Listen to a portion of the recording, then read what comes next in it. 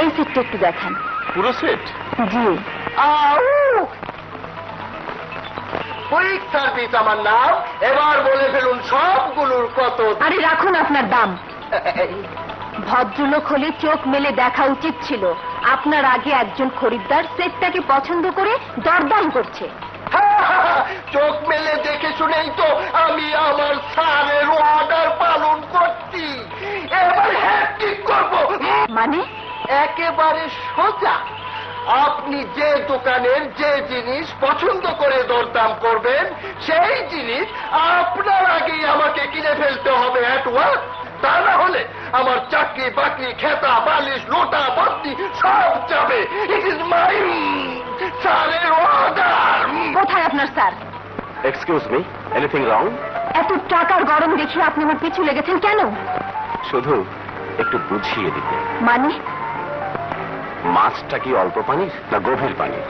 ও, তাহলে আবারও জেনে নিন, টাকা দিয়েই শুধু মানুষের উচ্চতা ও নিম্নতা সঠিক নিরূপণ করা যায় না। তার জন্য দরকার শিক্ষার গভীরতা, মানবতা ও সভ্যতাবোধ। স্যার, ম্যাডাম চলে গেছে। মালগুলো নিয়ে আয়। স্যার, দাম? চেক দিয়ে দে।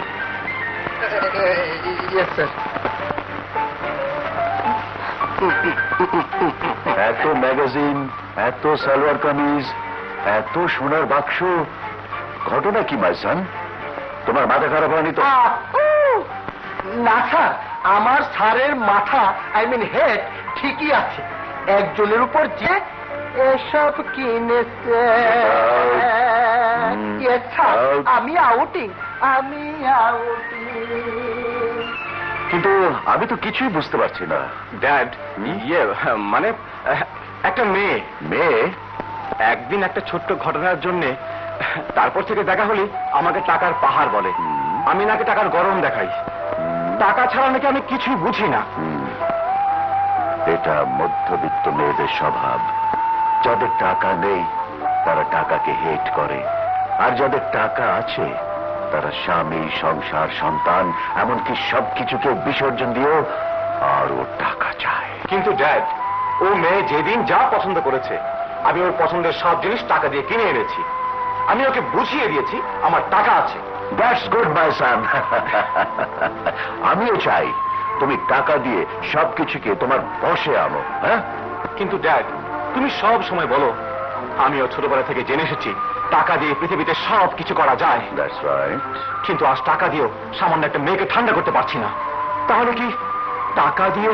নো নো মাই বয়, আমি জীবন দিয়ে দেখেছি, জেনেছি টাকা ছাড়া মূল্যহীন একজন মানুষ, একটি সংসার অচল।